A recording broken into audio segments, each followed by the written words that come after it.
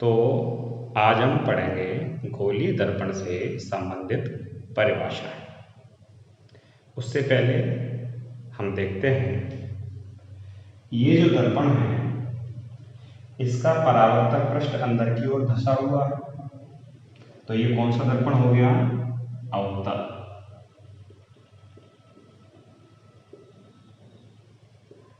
और इसका परावर्तक पृष्ठ उभरा हुआ है, तो कौन सा हो गया? उत्तल दर्पण।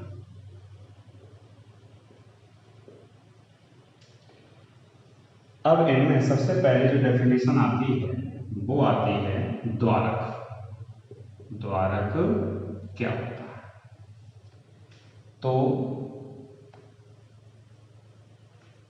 गोली दर्पण के परावर्तक पृष्ठ, ये परावर्तक पृष्ठ है, ठीक है, यहां से लेके यहां तक ये परावर्तक पृष्ठ है। गोली दर्पण के परावर्तक पृष्ठ का व्यास द्वारक कहलाता है। क्या कहलाता है? गोली दर्पण के परावर्तक पृष्ठ का व्यास द्वारक कहलाता है। गोलीय दर्पण के परावर्तक पृष्ठ का व्यास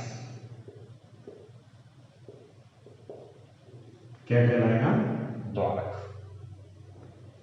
इसके बाद नंबर 2 डेफिनेशन है आपकी ध्रुव क्या होता है?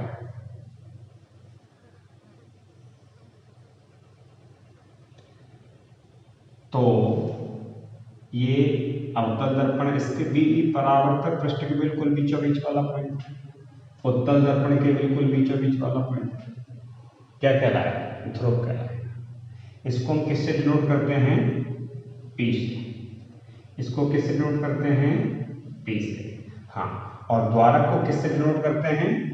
ए से। ए से प्रदर्शित करते हैं। अब ध्रुव की डेफिनेशन देंगे तो क्या लिखेंगे? गोली दर्पण के मध्य बिंदु को गोलीय दर्पण के मध्य बिंदु को क्या कहते हैं? ध्रुव कहते हैं। इसे किससे डिनोट करते हैं? किससे प्रदर्शित करते हैं? पी से। नंबर 3 आती है आपकी वक्रता केंद्र। तो पिछले वीडियो में मैंने आपको बताया था जो दर्पण होता है वो किसी गोलीय कोश का भाग होता है या किसी गोले का भाग होता है। तो इस अवतल दर्पण को हम इस गोली कोश का बना हुआ मान सकते हैं इस प्रकार, इस उत्तल दर्पण को इस प्रकार के गोली कोश से मिलकर बना मान सकते हैं। तो इनका कोई न कोई सेंटर पॉइंट होगा। ये मान लिया मैंने सेंटर है, और इसका क्या है? ये सेंटर है। क्लियर? इस पूरे गोली कोश का ये सेंटर है। गोली कोश कह दिया, गोला भी कह सकते हैं, सी। और इस गोली कोश का ये सेंटर है, सी। तो अब डेफिनेशन देना चाहें तो उससे पहले ये देखेंगे जो ये सी है वो इस अवतल दर्पण का वक्रता केंद्र है, और जो ये सी है वो इस उत्तल दर्पण का वक्रता केंद्र है। तो ध्यान दें, क्या लिख सकते हैं? गोलीय दर्पण जिस गोलीय कोश का भाग होता है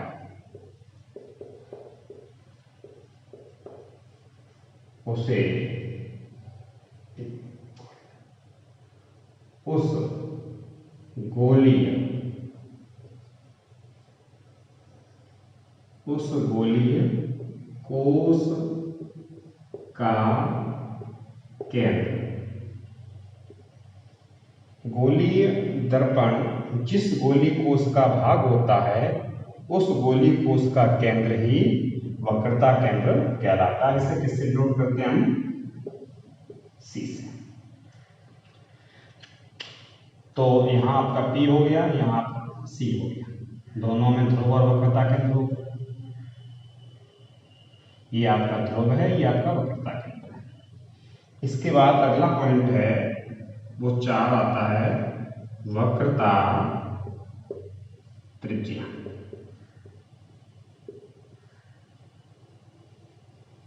तो वक्रता की त्रिज्या क्या है? ये P से लेके C तक की दूरी, ये P से लेके C तक की दूरी। तो क्या लिख देंगे? गोलीय दर्पण के ध्रुव से, गोलीय दर्पण के ध्रुव से वक्रता केंद्र के मध्य की दूरी, गोलीय दर्पण के ध्रुव से P से C की डिस्टेंस, P से C की डिस्टेंस, गोलीय दर्पण के ध्रुव से वक्रता केंद्र के, गोलीय दर्पण के ध्रुव से वक्रता केंद्र के मध्य की दूरी वक्रता त्रिज्या कहलाती है। इसे हम किससे नोट करते हैं?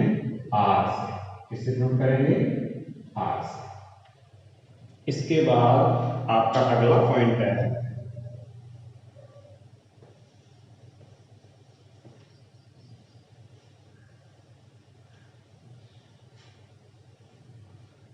वो है नंबर 5, मुख्य अक्ष। मुख्य अक्ष क्या होती है? तो P से लेके हमने, P से लेके एक लाइन खींचे और C से होकर वो गुजर जाए। P से एक लाइन खींचे और कहां से होकर गुजर जाए? C से। क्या कहलाएगी? मुख्य अक्ष। क्या कहलाएगी? मुख्य अक्ष। तो आप क्या लिख देंगे? गोलीय दर्पण के ध्रुव व वक्रता केंद्र को मिलाने वाली रेखा। अब यहां ध्यान दें कि जो ये लाइन होती है वो काल्पनिक होती है। कैसी होती है? काल्पनिक। क्या लिख देंगे? गोलीय दर्पण के ध्रुव व वक्रता केंद्र को मिलाने वाली काल्पनिक रेखा क्या कहलाती है? मुख्य अक्ष। नंबर जो 6 आपका है वो है आपका मुख्य फोकस। नंबर 6 आपका है मुख्य फोकस या फोकस बिंदु। इसे हम नोट करते हैं, प्रदर्शित करते हैं बड़े लैप्स। इससे बड़े लैप्स।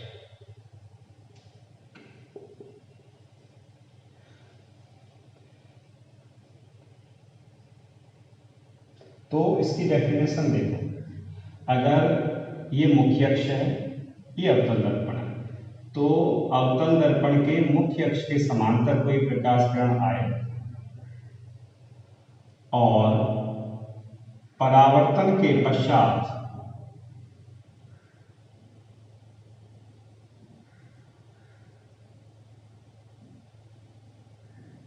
जिस बिंदु से गुजरे उसे ही हम क्या कह देते हैं? मुख्य फोकस या फोकस बिंदु। किससे शो करते हैं हम? F से। ठीक है।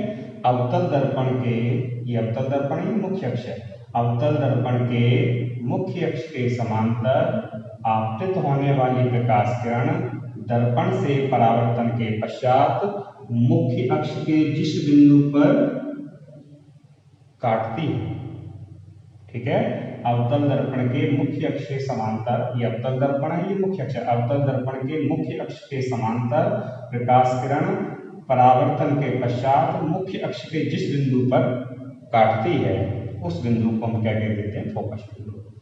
अब हम उत्तल दर्पण के लिए देखेंगे। उत्तल दर्पण के मुख्य अक्ष के समांतर प्रकाश किरण आएगी, चूंकि इधर पॉलिश की हुई है तो पारगमनित तो होगी, तो इसमें क्या होता है, ये प्रकाश किरण यहाँ से परावर्तित हो जाती है। हमने आपको पहले भी बताया था कि अवतल दर्पण होता है, प्रकाश किरणों को एकत्रित करता है एक पॉइंट पर, और ये क्या करता है, फैला देता है। तो ये फैल रही है और ये क्या हो रही है, एकत्रित हो रही है। अगर इधर से भी कोई लाइन आएगी तो ये कटेगी आगे।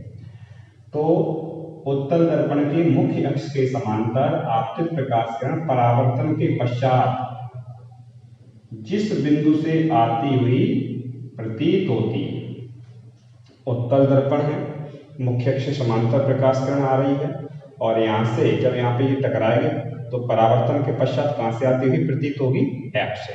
अब इसकी डेफिनेशन लिख लो, क्या लिखेंगे, गोलीय दर्पण के मुख्य अक्ष के समांतर आपतित प्रकाश किरण परावर्तन के पश्चात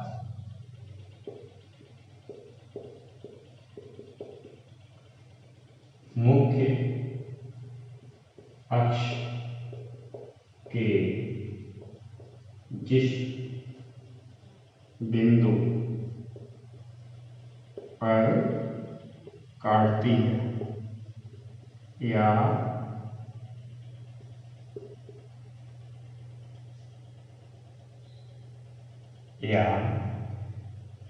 परावर्तन के पश्चात